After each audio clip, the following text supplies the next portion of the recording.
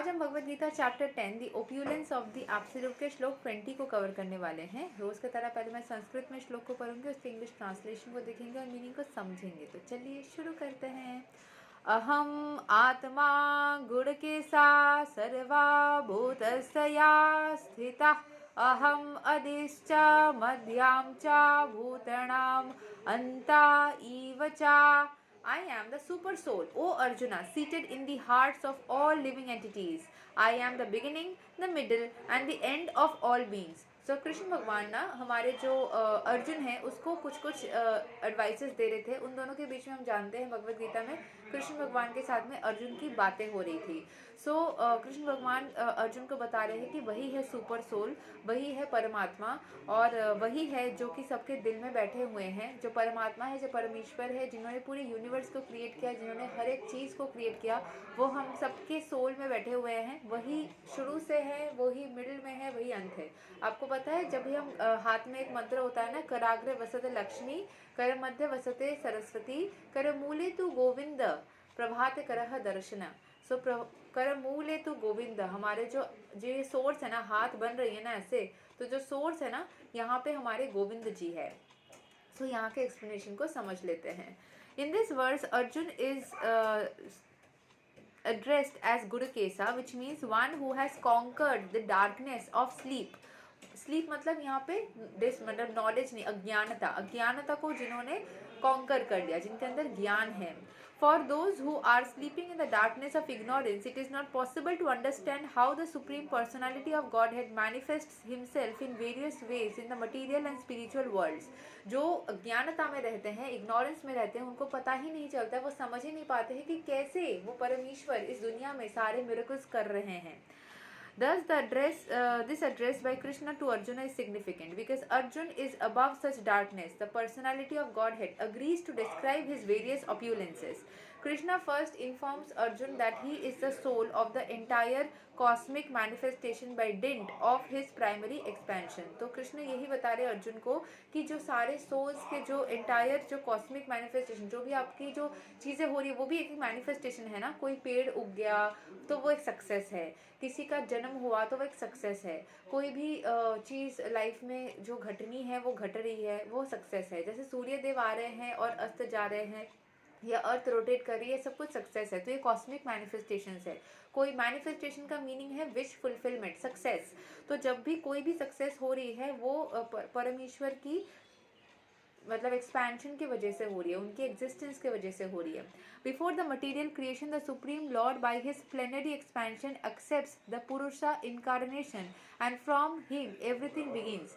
तो जो परमेश्वर है वही वो पुरुष एक्सपेंशन है, वो पुरुष शक्ति है जिनसे सब कुछ धीरे धीरे एक्सपैंड कर रही है। Therefore he is आत्मा, the soul of महतत्वा, the universal elements। तो हर एक चीज में होने के लिए जो शक्ति चाहिए, जो सोल पावर चाहिए, वही है परमेश्वर श्री कृष्ण। एज पर भगवद गीता, अगर आप कृष्ण को कृष्ण के रूप से नहीं किसी और रूप से भी मानना चाहे तो मान सकते हैं। Therefore he is okay. The total material energy is not the cause of the creation. Actually the Mahavishnu enters into the Mahatattva, the total material energy. He is the soul. When Mahavishnu enters into the manifested universes, he again manifests himself as the super soul in each and every entity. We have experienced that the personal body of the living entity exists due to the presence of the spiritual spark. तो ये जो परमेश्वर की शक्ति है वो हर किसी के अंदर है, वो हर किसी के अंदर विद्यमान है, एग्जिस्ट करते हैं। एंड जितने भी सारे चीज़ें मैनिफेस्ट हो रही है ना वो सुपर सोल से ही होके आ रही है। We have experienced that the personal body of the living entity exists due to the presence of the spiritual spark. तो हमारा जो बॉडी एग्जिस्ट कर रहा है वो वही सोल के स्पार्क के वजह से, वही स्पिरिचुअल एनर्जी के वजह से हो रहा है। Without the existence of the spiritual spark, the body cannot develop. Similarly, the material manifestation cannot develop unless the Supreme Soul Krishna enters. As stated in the Subala Upanishad, Prakriti Adi Sarva Bhutaner Yami Sarva Sesacha Narayana. The Supreme Personality of Godhead is existing as a super soul in all manifested universes. तो सबके अंदर ही वो exist करते हैं, रहते हैं। The three Purusha avatars are described in Srimad Bhagavatam. They are also described in the Satvata Tantra, विष्णोस्तु त्रीणि रूपाणि पुरुषा खयाई अथो विदुः. The Supreme Personality of Godhead manifests three features as Karano Dakasai Vishnu, Garbho Dakasai Vishnu, and Skiro Dakasai Vishnu in the material manifestation. The Mahavishnu or Karano Dakasai Vishnu is described in the Brahma Samhita. ये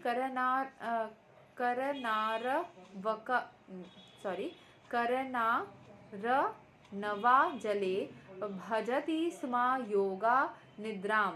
The Supreme Lord Krishna, the cause of all causes, lies down in the cosmic ocean as Mahavishnu. Therefore, the Supreme Personality of Godhead is the beginning of the universe, the maintainer of the universe, universal manifestations, and the end of the energy. तो जो आकाश है वहाँ पे भी Vishnu exist कर रहे हैं, जो जल की नीचे हैं वहाँ पे भी विष्णु एग्जिस्ट कर रहे हैं, एंड हम सबके हृदय में भी वो परम ईश्वर एग्जिस्ट कर रहे हैं. तो हम सबके यही चीज़ एक्सप्लेन किया गया कि एकदम शुरू से भी वो है, एकदम अंत में भी वो है. परम ईश्वर हर जगह पे हैं, जो कि हमारे हर विश को पूरी करते हैं, जो हमें ब्लेस करते हैं, जो हमारी लाइफ में मिरेकल्स करते हैं, मैजिक करते हैं. ठीक है. सो जो हमारे कृष्ण भगवान है वो सबसे बड़े मजिशियन है, मुझे कोई बता रहे थे, जिससे मैं अग्री करती हूँ. सो अगर लाइफ में कोई भी इश्यूज़ आए तो एक बार वो विश्वास करके देखना, उनको बुला करके देखना, क्योंकि द्रौपदी को भी कृष्ण भगवान ने यही बोला था कि तुमने मुझे बुलाया नहीं था जब तुमको परेशानी हो रही थी, मुझे एक बार बुला के तो देखते. अगर जब वो खेल चल रहा था, वो चौसर का या जो भी उस टाइम गैम्बलिंग का खेल चल रहा था, उस टाइम पे अगर कृष्ण भगवान को कोई बुलाते तो चाल कुछ अलग ही होती, रिजल्ट कुछ अलग ही होता. सो ये कर्म के ऊपर डिपेंड करता है. ऐसा नहीं कि वही लिखा गया था इसीलिए वही हुआ. अगर उस टाइम आपने कोई और कर्म किया होता तो कुछ और फल मिला होता आपको. सो जैसा हमने कर्म किया होता है वैसे ही हमें फल मिले होते हैं. तो हमेशा चीज़ों के एक या दो पहलू होते हैं, ऐसा कुछ नहीं होता है कि सिर्फ यही चीज़ लिखा हुआ है. जैसा हम एक्शंस लेंगे उस हिसाब से हमें फल मिलता है. ठीक है. सो यही तक था श्लोक नंबर 20 और भगवद गीता चैप्टर 10. अगले दिन हम श्लोक 21 को कवर करेंगे.